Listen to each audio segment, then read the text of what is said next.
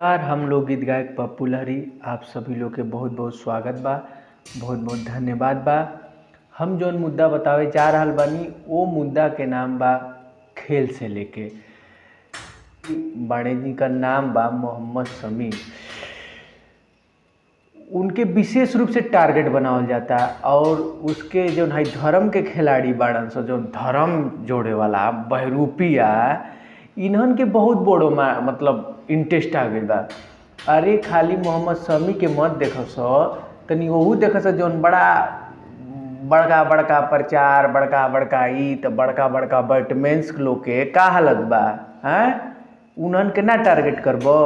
आवत ताड़े या जीरो पे आउट होके चल जाता रे वो मान खिलाड़ी बड़े हैं। अरे कह सकी पैसा के नाम पे करोड़पति बाना सा खेला तड़न सा, जज्बा के साथ ही खेलतन सा।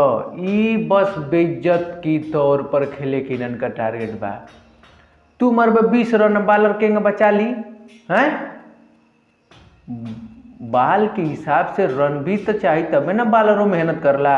आ कोनो रोज बाकी वो बॉलर जोन बाकी नहीं खे पिटा तो वो काल कौन ठीक बाकी ना पिटाई।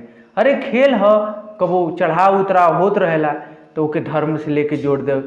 मुसलमान हिंदू ये जब से बीजेपी आई बे तब से ये धर्म का बड़ा तांडव हो गई बा।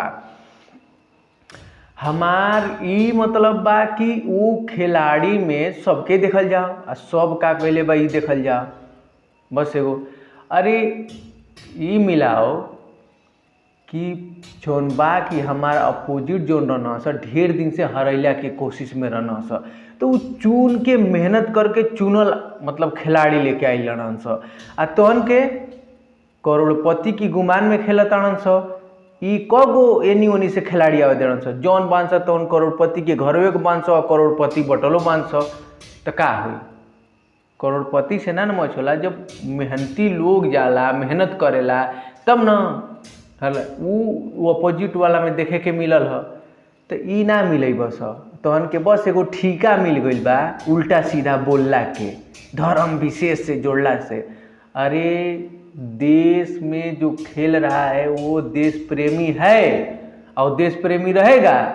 तुम अपने आप में भी तो देखो किसी को एक विशेष रूप से टारगेट बना लेते हो हैं। ये गलत बात है और सबको इसमें बोलना है तो सबको बोलो।